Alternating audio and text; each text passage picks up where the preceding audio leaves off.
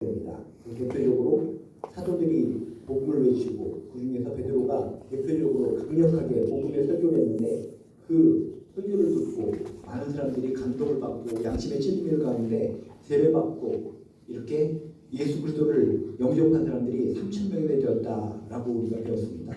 그러니까 순식간에 120명에서 어마어마한 숫자로 3,120명이 넘는 사람의 숫자로 공동체가 탄생했다는 겁니다. 그래서 우리는 이것을 갖다 본격적으로 초대교회의 시초다라고 얘기하고 예루살렘에서 시작됐기 때문에 우리가 소위 예루살렘 교회라고 호칭하게 됩니다. 그래서 우리가 많이 초대교회 얘기하면서 예루살렘 교회 얘기를 했는데 예루살렘 교회라는 것은 이렇게 시작된 것이구나 라고 기억하시면 됩니다. 그래서 졸지에 어마어마한 공동체 120명도 마가다락방에서 수용하기 힘들 정도로 그렇게 좁은 공간에서 그들이 힘들게 신앙생활을 했는데 갑자기 3,120명이나 넘는 사람들이 모였을 때 모일 장소도 마땅치 않고 얼마나 이게 힘들었을까. 이렇게 강력하게 하나님께서 부흥을 주셨을 때 이 소위 예루살렘 교회에서 무엇을 했는가. 숫자가 많은 만큼 그리고 조직력이 커진 만큼 분명히 무엇인가 한 것이 있었을 것이라는 겁니다. 그 한 것을 성경을 통해 찾을 수 있는데 그것을 찾는다면 이 시대의 교회들이 하나님의 공동체가 무엇을 집중적으로 해야 될 것인가를 힌트를 얻을 수가 있습니다. 이런 성경에 나온 핵심적인 메시지가 있는데도 불구하고 성경에 나온 내용을 제껴버리고 나름대로 인간이 만든 방식, 인간이 만든 생각들 이것을 가지고 프로그램을 조직해서 교회를 운영해 나간다면 그것은 바람직하지 못한 교회라는 겁니다. 그래서 우리가 초대교회를 닮아갑시다 라고 얘기하는데 그게 바로 그것입니다. 처음에 성립된 예루살렘 교회에서 이렇게 3,000명 넘는 사람들이 모여서 뭘 했는가 도대체 무엇을 했는가를 체크해봄으로써 이 시대 교회들도 초대교회 때 했던 것들을 이 시대도 같이 행함으로 말미암아 정말 하나님을 제대로 섬기고 예수 그리스도를 온전히 믿는 아름다운 공동체가 되어야 될 줄로 믿습니다. 도대체 뭘 했는가? 42절에 보면 조목조목 그 시대에 처음 교회에 무엇을 중심적으로 행하며 신앙생활을 했는가 우리에게 정확하게 제시해주고 있습니다. 첫 번째 이렇게 얘기합니다. 그들이 사도의 가르침을 받아 지금 어마어마하게 사람들이 모였다고 했습니다. 인간적인 측면에서는 교만하기 쉽습니다. 자신만만한 상태가 있습니다. 와, 우리가 순식간에 120명에서 3,120명이나 넘는 사람들이 우리가 모이게 됐네. 대단하다. 우리가 숫자적으로 완벽하니까 무엇이든지 다 할 수 있어. 자신감 충만, 교만하고 거만하고 이제 우리끼리 뭔가 해보자. 그럴 상황이 지금 이루어졌는데 이들은 그런 상황 속에서 하나님을 제껴버리고 예수님의 말씀을 제껴버리고 인간적으로 프로그램을 해나가는 것이 아니라 가장 먼저 이들이 행한 것이 바로 사도의 가르침을 받았다. 말씀을 배우기 시작했다라고 하는 것이 의미심장하다는 것입니다. 이 시대 교회도 아무리 큰 교회, 아무리 대형 교회, 세상 사람들이 박수 쳐주고 인기가 많은 교회를 할지라도 어김없이 그 핵심에는 말씀 배우는 거, 말씀 충만이 중요하다라고 하는 것을 오늘 이야기는 우리에게 교훈으로 전해준다는 것입니다. 진정한 교회라면, 건강한 교회라면 그곳에선 항상 말씀 충만, 말씀으로 시작해서 말씀으로 끝나는 말씀의 공동체가 되어야 된다는 것을 꼭 기억하시기를 주님의 이름으로 축복합니다. 이들은 지금 성령 받은 사람들입니다. 세례 받은 사람들입니다. 성령 충만한 사람들입니다. 성령 충만한 상태로 머물러 있으면 이들은 신비주의에 빠질 수가 있는 것이고 결국 신앙이 무너지고 힘들고 어려운 일이 있을 때마다 아이고 내가 지금 여기서 뭐하고 있는 것일까 하면서 자기 집으로 다시 되돌아가 버리고 신앙을 놓아버릴 수가 있습니다. 그런데 이들은 뭡니까? 성령만 받아야 된다라고 외친 것이 아니라 성령 받은 상태에서 그 성령을 갖다가 삶 속에 정착시키기 위해서 이들은 말씀을 배운다는 것입니다. 우리들도 마찬가지입니다.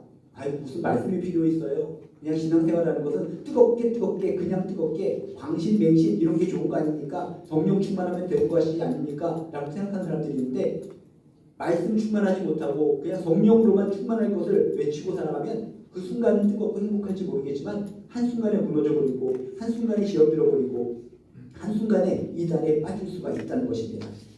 그래서 초대교회가 너무나 잘하고 하나님으로부터 칭찬받은 것은 성령을 받은 상태에서 말씀을 배웠고 말씀 충만을 통해서 그 하나님을 믿는 신앙을 허공에 떠도는 신앙으로 만든 것이 아니라 자신의 마음속에 삶에 정착시키는 신앙으로 만들었다는 것이 너무나 소중했다는 것입니다. 여러분 진정 내가 정말 기도하는 가운데, 찬양하는 가운데, 말씀 듣는 가운데 성령님이 임하셔서 내 마음을 뜨겁게 하시고 평생 동안 하나님을 믿고 살겠습니다라고 하는 아름다운 결단이 있다면 그것으로 끝나는 것이 아니라 여러분 말씀 충만하시기를 주님의 이름으로 축복합니다. 말씀이 들어가면, 말씀을 배우면, 말씀이 나를 장악하면 누가 뭐라고 할지라도 흐트러지지 않고 넘어지지 않고 쓰러지지 않고 하나님 나라를 향해서 우리는 곧장 고지 한 걸음 한 걸음 제대로 나갈 수 있는 줄로 믿습니다. 말씀이 없을 때, 말씀 충만하지 않을 때 우리는 어느 순간에든지 과감하게 하나님을 등 돌리고 옛날 다보의 방식으로 옛날 죄의 과거로 돌아갈 수 있을 가능성이 농후하다는 것을 꼭 기억하시면서 우리가 좋은 공동체를 살려면 말씀이 중요하구나. 한 구절의 말씀이라도 하나님의 말씀을 붙들고 살아가는 교회, 말씀 중심으로 살아가는 교회, 그것이 건강한 교회이고 건강한 교회이고 건강한 가정이 되는 것이구나 라고 하는 것을 꼭 명심하시기를 주님의 이름으로 축복합니다. 근데 중요한 또 포인트가 하나 있습니다. 그냥 가르침을 받아, 말씀 받아 이런 표현을 한 것이 아니라 오늘 말씀에 중요한 포인트가 있는데 사도의 가르침을 받아, 사도의 가르침이다 라고 하는 것이 키포인트라는 것입니다. 누구한테 배우느냐, 누가 가르치느냐 그게 중요한데 그 당시 어마어마하게 많은 사람들, 처음에 성령님을 받았던 120명의 사람들이 있었는데 그 중에서 사도들의 가르침을 받았다라고 하는 것이 너무나 중요하다는 것입니다.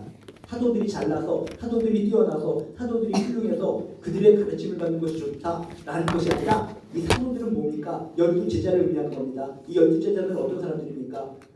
3년 동안에 예수님의 공생의 기간 동안에 밀착해서 동고동락한 사람들입니다. 누구보다도 예수님의 삶에 대해, 예수님의 죽음과 부활에 대해, 승천에 대해서 너무나 세밀하게 정밀하게 체험하고 깨달은 사람들이 바로 사도들이라는 것입니다. 한마디로 예수님에 대해서, 예수님의 말씀에 대해서, 예수님의 가르침에 대해서 정통한 사람들. 그렇기 때문에 사도들의 가르침, 사도에 의한 말씀이라는 것은 무엇입니까? 바로 예수, 오직 예수에 대한 가르침, 예수 중심적인 생각, 그것을 통한 말씀, 예수를 통한 구약의 이해, 오직 예수 중심의 말씀을 들었다는 것입니다. 여러분 이것이 바로 이단과 정통을 가르는 하나의 기준이다라는 것을 믿으시길 주님의 이름으로 축복합니다. 이 시대에 가르침이 많습니다. 신천지들도 여기 좋은 말씀이 있으니까 6개월 동안 배워보시오 하면서 막 꼬드깁니다. 거기 가면 뭔가 귀가 솔깃합니다. 기존 교회에서 들어보지 못한 줄긋기, 성긋기 뭐 이런 걸 막 제시하니까 놀라워라 신비롭다면서 거기에 빠져들다가 말도 안 되는 곳으로 인생 망치는 사람들이 많이 있습니다. 뭐라고요? 사도의 가르침, 예수 중심의 가르침, 예수 중심, 예수 그리스도를 통해서 우리는 구원받았습니다. 예수 그리스도의 십자가의 진실, 예수님께서 부활하신 진실, 예수님의 생애 동안에 베풀어 주셨던 모든 이야기들 이런 것 중심으로 살아가야지 그 말씀 가운데 우리는 승리의 인생, 진리의 인생을 살아가는데 그런 이단과 거짓된 말씀에 빠지다 보면 점차 예수와 관련 없는 곁다리로 빠지게 된다는 것입니다. 예수님께서 바톤 터치를 해서 지금은 이 시대에 이 사람이 메시아입니다 하면서 말도 안 되는 식으로 줄긋기 인생을 번화하기 때문에 그것은 진정 오늘 이야기한 사도의 가르침과는 전혀 관련 없는 내용을 통해 사람들을 현혹하는 말씀들이라는 것입니다. 이 땅에 많은 사람들이 이곳에도 말씀, 저곳에도 말씀, 아무 말씀이나 배우면 된다라고 생각하고 있지만 진정 하나님께서 원하시는 말씀은 사도의 가르침, 사도가 잘나서 사도의 가르침 그런 것을 위하는 것이 아니라 사도가 이 제자들이 예수님에 대해서 너무나 밀접하게 생애 동안에 체험하고 예수님의 말씀에 대해서 정통한 사람들이기 때문에 결국은 말씀은 예수님 중심의 말씀이 되어야 된다. 복음 중심의 말씀이 되어야 된다. 그것이 하나님께서 원하는 생각이고 하나님의 마음이고 그런 것을 가르치는 교회가 건강한 교회다 라고 하는 것을 여러분 꼭 깨닫게 되시기를 주님의 이름으로 축복합니다. 그래서 여러분 어떤 가르침이 있을 때마다 그 핵심에 예수가 있는가, 예수 중심인가를 체크해 보시면 이것이 바른 가르침인가, 바른 말씀인가를 갖다가 우리가 하나 체크할 수 있는 큰 포인트가 되는 줄로 믿습니다. 저도 곳곳에 있는 걸 하나하나 다 체크해봤는데 거기에는 말씀 비슷하게 성경을 끌고 들어가지만 결국은 예수는 비껴주고 결국은 그 교주나 그 이단의 하나의 그 핵심적인 교리를 갖다 끼워넣어서 그것으로 인간을 끌어들이고 있다는 것입니다. 정말 하나님 보시기에 악하고 악한 생각들이요, 악하고 악한 그런 교리다라는 것을 기억하시면서 여러분들은 항상 예수 중심, 복음 중심의 말씀 가운데 승리하시기를 주님의 이름으로 축복합니다. 그래서 이들은 처음 행한 것은 바로 예수 중심의 말씀 중만 구약 율법을 바라보는 것도 그냥 율법 구약을 바라보는 것이 아니라 예수님을 통해서 예수님의 눈을 통해서 예수님의 말씀을 통해서 구약을 해석하고 이런 방식으로 말씀을 배웠기 때문에 이들은 성령 충만한 가운데 또 말씀 충만한 가운데 세상의 핍박과 세상의 고통이 있을지라도 모든 것을 견디고 이기면서 결국은 승리자가 될 수 있었다는 것입니다. 여러분도 누가 뭐라고 할지라도 오직 예수 중심, 복음 중심의 가르침, 복음 중심의 말씀을 통해서 힘있게 능력으로 살아가시기를 주님의 이름으로 축복합니다. 그리고 그것으로 끝난 것이 아니라 또 뭘 했나 봤더니 사도의 가르침을 받아 서로 교제했다라고 써 있습니다. 사도의 가르침을 받아 서로 교제하고 많은 사람들은 가르침을 받아 교제하고를 따로따로 끼웠기 때문에 교제 옛날 우리들이 청년 시절에 어렸을 시절에 잘못되게 교회 온 이유 중에 하나가 교제하러 간다. 우리들 이성친구 만나러 간다. 그리고 그것이 많은 사람들을 끌어들일 수 있는 계기가 될 수 있었을지 모르겠지만 그것이 핵심 목표가 되어버려서 그 당시에 열심히 교회 다니시는 사람들이 그 목표에 휩쓸리다가 지금은 교회에 안 나옵니다. 신방 가서 또 얘기하다 보면은 교회 거의 가끔씩 교회가 살았나 죽었나 확인하러 오시는 교회들인데 얘기하다 보면 얘기합니다. 저도 청년 시절에 굉장히 잘하던 사람이었습니다. 중고등부 시절에 정말 교회 열심히 나갔던 사람이었습니다. 하면서 과거를 고백합니다. 그 당시 왜 나갔었는가? 말 그대로 교제를 위해서 즐거움이 있기 때문에 그 당시에는 지금처럼 세상이 더욱더 문화적으로 발달되시지 않았기 때문에 교회가 좋았기 때문에 교제, 그냥 인간적인 만남을 위해서 왔다는 것입니다. 그러다가 결국은 고등학교 끝나버리고 청년이 되어버리고 직장생활 하다 보니까 신앙생활 다 까놓고 그래도 뭔가 마음에 찔리는 것이 있어서 가끔 교회에 등록해서 나오는데 가끔씩 1년에 부활절, 성탄절에 교회가 제대로 있나 안 있나 안부를 확인하기 위해서 나오는 정도. 그렇게 얘기하다가 과거를 얘기하면서 내가 어렸을 때 교회를 다닌 목적, 교제, 인생의 목적이 교제가 되어서 나왔던 것이 잘못되어서 그 이후에 신앙생활이 망가졌고 지금 이렇게 마지못해 가끔씩 교회 나온 것 같습니다. 라고 실제적으로 그들이 고백하고 있다는 것입니다. 여기서 교제라는 것은 그런 교제가 아닙니다. 말씀, 사도의 가르침을 받아 교제했다는 것은 무엇입니까? 바로 나눔이라는 것입니다. 내가 하나님의 말씀을 받았습니다. 말씀을 받고 나 혼자 소화시키면 안 됩니다. 체합니다. 말씀을 받아서 내 영적인 느낌이 있고 깨달음이 있으면 나눠야 된다는 것입니다. 나눠야 되기 때문에 지금도 셀 모임이 있는 것이고 각종 모임들이 있는 거 아닙니까? 모임 가운데 모여서 농담 따먹기 하고 세상적인 얘기를 하는 것이 아니라 영적인 나눔이 있어야 된다는 겁니다. 말씀 나눔이 있어야 된다는 겁니다. 나눔, 그것이 바로 서로 교제하고 내가 말씀을 통해서 깨달은 것이 있는데 말씀을 통해서 적용한 것이 있는데 나 혼자만 간직하고 살아가는 것이 아니라 서로 교제, 나눔이 필요하다는 겁니다. 여러분, 은혜를 나누는 아름다운 교제가 있으시길 주님의 이름으로 축복합니다. 마음을 나누는 영적 교감이 내가 형성되기를 주님의 이름으로 축복합니다. 그래서 교제라고 하는 것은 우리들이 생각하는 이성 간의 교제를 의미하는 것이 아니라 히라보에 보면 코이노니아라고 하는 단어를 사용하고 있습니다. 코이노니아라고 하는 것은 뭡니까? 하나님과의 교제를 최우선순위로 해서 하나님과의 교제가 이루어졌으면 그 다음에 이루어지는 수평적인 인간들과의 교제, 이런 것이 바로 코이노니아라는 것입니다. 한마디로 뭡니까? 영적인 교제, 영적인 나눔, 이런 것이 바로 초대교회 때 행했던 아름다운 교제 나눔의 모습이었다는 것입니다. 독불장군식으로 나 혼자 신앙생활할 거야, 교회도 다 필요 없어, 무교회주의자야, 무조건 말씀만 믿으면 되는 것이지 뭔 사람들과 나눔이 필요해 하면서 교회 필요 없다라고 하고 이불 속으로 들어가서 혼자 신앙생활 하시는 분들이 있는데 그것도 바람직하지 못하다는 것입니다. 건강한 교회를 통해서 건강한 교인들과 더불어서 말씀을 나누고 영적인 교감이 있고 서로 간에 아름다운 중보기도가 있고 이런 것이 오고 갈 때 이것이 하나님 보시기에 아름다운 교제가 되기를 믿으시길 주님의 이름으로 축복합니다. 지금 떠올려 보시기 바랍니다. 나를 위해 기도해 줄 사람이 몇 명이나 있는가? 나의 지금 영적인 갈급함, 영적인 나눔을 할 수 있는 사람이 몇 명이나 있는가? 체크해 보셔서 그래, 우리 세론 중에 이분, 우리 여성들 중에서 이분, 우리 또 누구 중에 누구, 이렇게 떠오르는 분이 있다면 여러분들은 행복한 사람들이라는 겁니다. 근데 교회 다니면서 아무도 나의 이런 나눔을 해줄 수 있는 사람이 눈에 띄지도 않고 생각도 나지 않고 이렇게 영적인 것 갈급함을 위해서 중보기도 나눌 수 있는 사람도 떠올리지 않고 이런다면 이 사람은 코이노니아가 제대로 형성되지 않기 때문에 교회를 다니면서도 뭔가 가슴을 콕콕 찌르는 송곳의 느낌을 갖게 되는 것이고 결국 이런 분들이 결국 뒤처지다가 이단에 빠질 수 있는 가능성이 농후하다는 것입니다. 여러분, 말씀 충만으로 살아가시고 말씀을 나누고 영적 교감을 나눌 수 있고 서로 간의 중보기도를 나눌 수 있는 귀한 교제의 한 분 한 분 교우들을 만들어 가시기를 주님의 이름으로 축복합니다.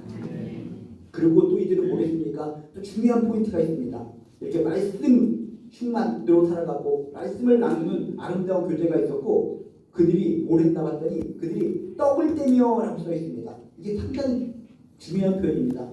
떡을 떼며 하면은 뭐야? 식사했다는 소리인가? 밥 먹었다는 소리인가? 겉으로 보면 그런 의미입니다. 근데 그것도 상당히 중요한 의미입니다. 떡을 서로 뗐다는 것은 뭡니까? 그 당시에는 서로 간에 식사 공동체를 이루었다는 겁니다. 함께 모여서 함께 식사를 하면서 우리는 하나님 안에서 한 지체입니다. 지체의식을 갖다 생각하면서 서로서로 도닥도닥거려주고 친밀감을 높이는 그런 공동체, 그런 식탁 공동체였다는 것입니다. 이 시대에도 우리가 서로 간에 이렇게 음식도 나누고 서로 간에 이렇게 차도 나누면서 더욱더 친목이 도모되는 거 아닙니까? 그리고 이렇게 식탁 공동체라는 것은 더욱더 생명력이 있는 의미를 가지고 있는데 그 당시에는 여러분이 다큐멘터리나 영화 같은 것을 볼 때마다 어떤 로마 군인들이나 유대교 지도자들이 나중에 출몰했을 때 어떤 상황 속에 다 잡혀가는지 아십니까? 밥 먹다가 함께 즐겁게 밥 먹다가 거기를 갖다 급습을 해가지고 잡아가는 경향이 종종 많이 있었다는 겁니다. 그래서 함께 식사한다는 것은 무엇입니까? 서로 간에 친밀할 수 있는 관계, 서로 간에 마음을 터줄 수 있는 아름다운 관계, 연합을 의미하기도 하지만 목숨을 건 공동체였다라고 하는 것을 떡을 떼며 라고 하는 의미를 통해 알 수 있다는 것입니다. 같이 식사하다가 같이 걸려버리면 같이 죽을 수 있는 겁니다. 같이 숨겨당할 수 있는 겁니다. 이런 식탁 공동체, 떡을 떼었다는 것은 서로 간에 생명을 맡기는 관계였다. 예수 그리스도를 머리로 해서 우리는 한 공동체입니다. 한 지체입니다. 그것으로 똘똘 뭉쳐있는 생명의 공동체였다. 생명을 나눌 수 있는 공동체였다라고 하는 것을 떡을 떼며라고 하는 의미에서 우리가 발견할 수 있다는 것입니다. 여러분 서로 간에 생명을 갖다 지켜주고 생명을 나눌 수 있을 정도의 끈끈한 지체의식을 가질 수 있는 아름다운 공동체가 되시기를 주님의 이름으로 축복합니다. 또 떡을 떼며라는 것은 성찬식 최후의 만찬 때를 기억하게 하는 겁니다. 우리가 지금 신앙생활하는데 신앙생활하는 근거가 뭐지? 사도들이 얘기한 겁니다. 우리 성만찬 했던 때를 기억해. 그때 예수님께서 떡을 갖다가 찢으시면서 내 몸도 이렇게 찢어질 거야. 너희들 때문에 너희들의 죄 때문에 내 몸이 이렇게 떡이 찢어지듯이 빵이 찢어지듯이 갈기갈기 찢겨서 죽을 거야. 그것을 기억했다는 겁니다. 그랬더니 실제적으로 예수님께서 십자가상에서 온몸이 갈기갈기 떡처럼 빵처럼 찢겨져서 부스러기가 돼서 돌아가셨지 않습니까? 그걸 기억하자는 겁니다.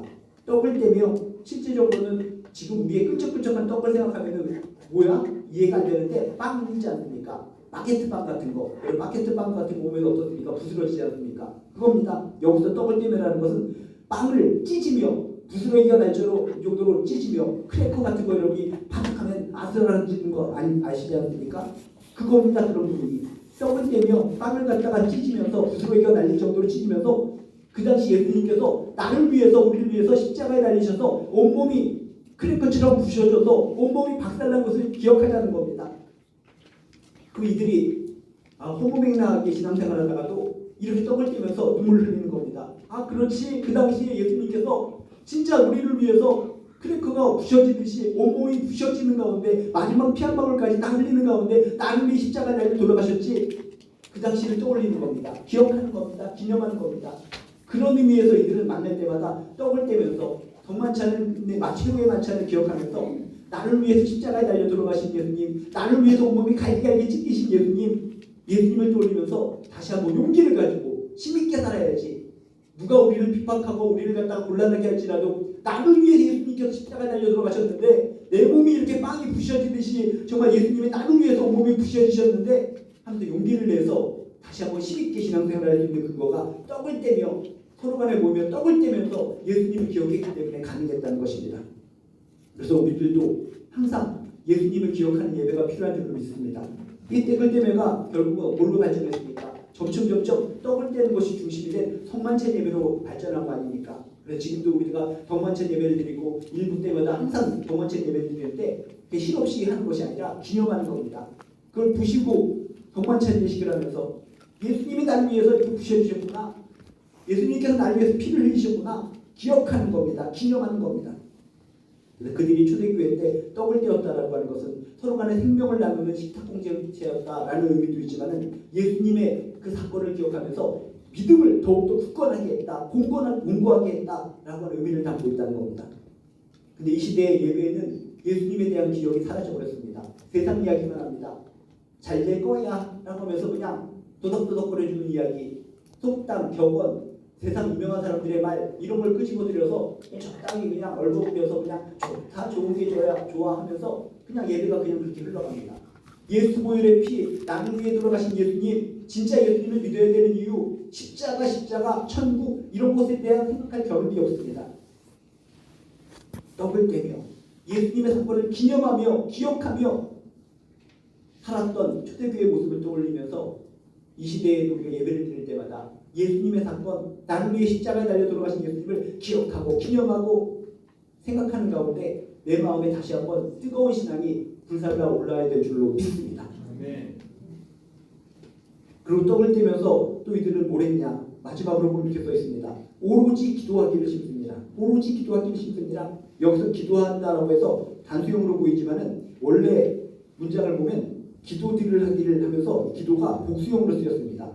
모든 종류의 형태의 기도를 하면서 힘썼다라고 성경에서 했다는 겁니다. 직무로 가면 여러분 뭡니까? 골방에서 하는 개인 기도, 또 이렇게 복수형으로 할 수 있는 그러니까 단체의 기도, 또 이렇게 또 중보기도 할 수 있는 모든 기도의 형태를 그 당시에 다 했다라고 하는 것을 성경에 묘사하고 있다는 것입니다.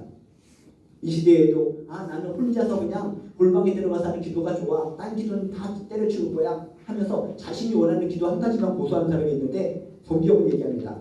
모든 다양한 기도, 할 수 있는 모든 기도를 다 힘쓰니라 라는 것을 통해서 여러분 할 수 있는 모든 기도에 힘쓰시길 주님의 이름으로 축복합니다. 뭐든지 정답이 없습니다. 어떤 교회에서는 통성기도만 하고 방언기도만 외치는데 그게 정답이 아닙니다. 방언 못하는 사람들 나가십시오 하면서 껄껄거리면서 밖으로 죽방하는 교회도 있는데 잘못된 것입니다. 소리를 지르면서 기도하시고 손 들고 기도하십시오. 침 튀기며 기도하십시오. 그렇지 못한 사람들 잠잠히 조금 기도하는 사람들이 진앙이 없습니다. 나가십시오. 그것도 잘못된 교회라는 겁니다.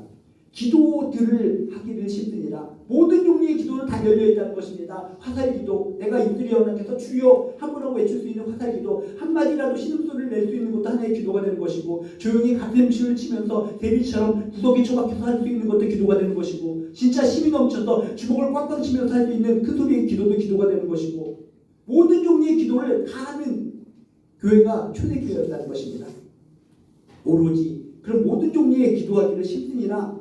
그것이 바로 초대교회의 특징이었다는 것을 기억하시면서 여러분이 할 수 있는 기도, 여러분이 잘할 수 있는 기도 열심히 해나가시고 남들이 하는 기도도 저렇게 기도할 때 은혜 받는구나 라고 생각하시고 조금씩 닮아가시기를 주님의 이름으로 축복합니다. 전에 사도행전 1장 14절에 보면 이렇게 써 있습니다. 더불어 마음을 같이하여 오로지 기도에 힘쓰더라.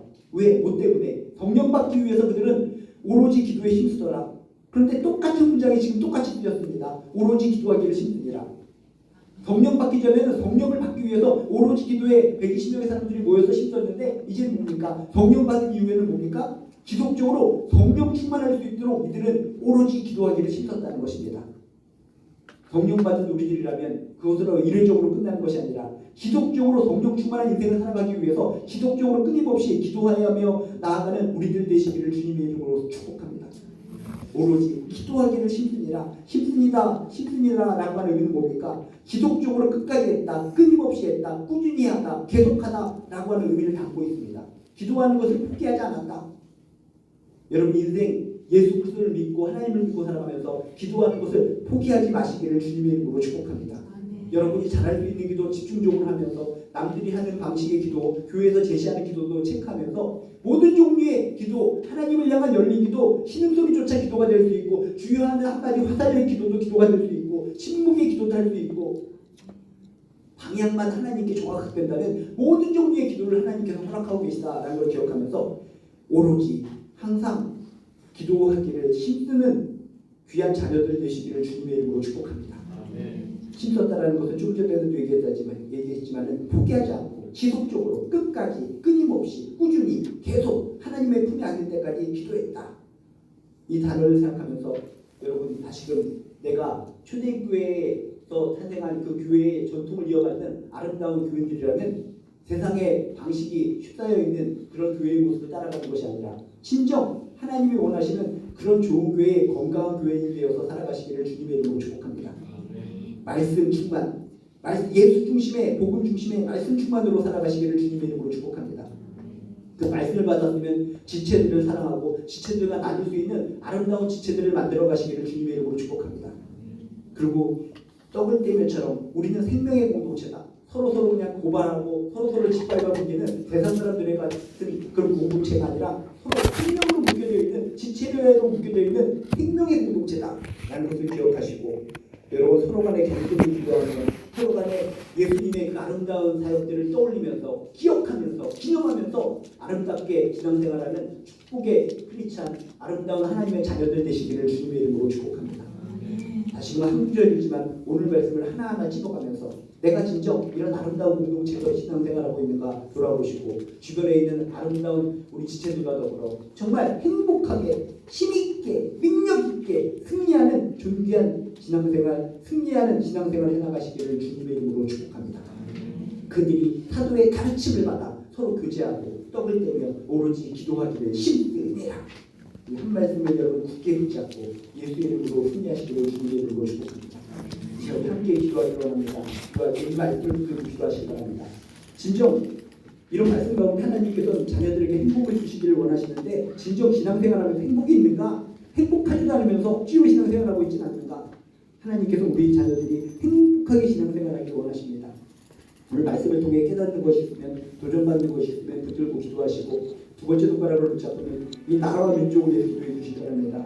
뉴스를 들 때 세계적인 큰 행사도 우리나라에서 열리고 있고, 서로 간에 요구하는 것 때문에 달라서 힘든 신라인가 벌어지는 것도 볼 수 있고, 이 나라 민족을 위해서 기도하지 않으면 참으로 안 되겠다는 생각을 여러분이 하고 있지 않습니까? 이 나라 민족을 위해 기도해 주시고, 세 번째 손가락을 붙잡고는 건강한 문제로 교회를 위해서 기도해 주시고, 특히 11월 2일날 걷기 축제도 있고 추수감사주일이기도 한데 모든 행사들이 진정 하나님 중심으로 이루어질 수 있도록 기도하시고, 네 번째 힘들어하는 이웃들과 지체들을 위해 기도해 주시고, 다섯 번째 손가락을 붙잡고는 여러분의 가정과 여러분 자신을 위해서 기도해 주시기 바랍니다. 주여 한 몸으로 함께 기도하도록 하겠습니다.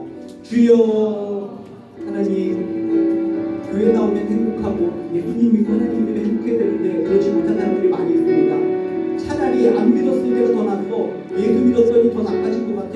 이게 뭐야? 그들이 건강한 교회가 아니라 잘못된 교회에서 신앙생활을